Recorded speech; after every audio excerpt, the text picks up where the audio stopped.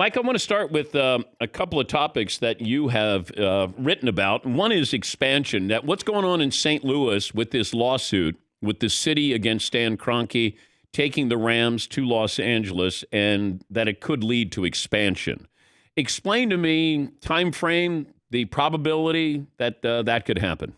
Well, and here's what we have to keep in mind. First of all, the lawsuit filed by various entities in St. Louis against the NFL isn't going well for the NFL. And Stan Kroenke, who agreed in theory to be responsible for all of the costs and expenses and potential settlement or judgment, he's found some language that would maybe allow him to back away from that full responsibility so the league could be on the hook for it.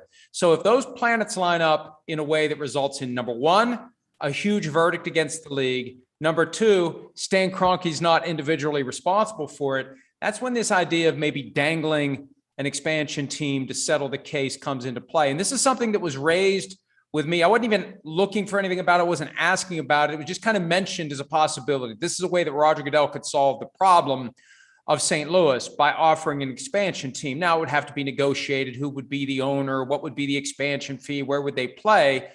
But Dan, this all comes down to legalized gambling. The NFL is going to crave more inventory, more things on which people can bet, especially once the technology is in place to remove any and all lag from what's happening at the game site to what's happening on this. So you can make a bet in the 40 seconds between the end of one play and the end of the next, with nobody being behind what's actually happening at the game. The money will explode, and they can only get to 18 games if they can even get to 18 games. After that, the only way you increase inventory is to increase teams. So I think it's coming. And the quarterback play has improved to the point where you could justify more than 32 teams. So it would be St. Louis and somebody else, and they bumped to 34. And is it crazy to think it would happen within 10 years? I don't think it's crazy to think it could happen within 10 years. Okay, St. Louis obviously would be in play. Give me the other city. Well, if the NFL keeps going, you've got two teams that would be potentially in London, whether it's the Jaguars and an expansion team. Sorry, Jacksonville, but your owner has eyes on London. And if they're going to put two teams there, he's probably going to want to be one of them. Chicago, they get that new stadium that they're talking about at Arlington Heights, bells and whistles, third largest market in the league. And, you know, if you're going to build one of these stadiums, the more games you play in it, the more quickly you make your money back. So I've been talking for a long time about the possibility of a second team in Chicago. The other dynamic too, Dan, because I think 40 is where they're going to end up at some point, not anytime soon, but eventually they're going to get to 40. There's talk at the highest levels of the league about the wisdom of building smaller stadiums, because for that upper deck general admission, they don't make a whole lot of money off of that. And sometimes it's more trouble than it's worth. Smaller stadium means you can put teams in markets that we otherwise aren't thinking about, because it doesn't matter where the games are played. What matters is the games are being played, and anywhere you're sitting on a couch or in a bar or wherever, you can bet on what's happening in those games. Doesn't matter what city it is. We wouldn't have thought of Jacksonville as an NFL city, frankly, and I'm sorry to pile on Jacksonville, but it's like the number 44 TV market, and it's got a team.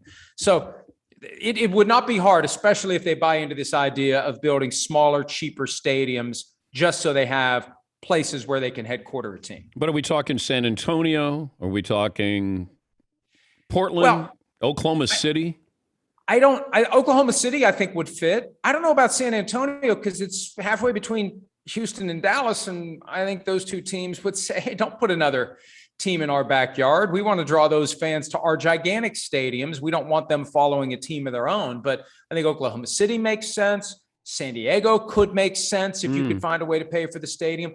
Oakland would make sense. But again, in California, you got to be willing to pay for the stadium. But the smaller the stadium, it's just the money that is going to be at play as a result of gambling is staggering. I don't think we've fully gotten our arms around what it's going to mean to the NFL. But by the end of this decade, they're going to be making an extra $1 billion a year from the early stage gambling relationships that they're able to conjure. It's only going to get bigger and bigger when the in-game betting is happening coast to coast, or maybe even worldwide, where people can lock in $1 here, $1 there in the 40 seconds between the end of one play and the start of the next one.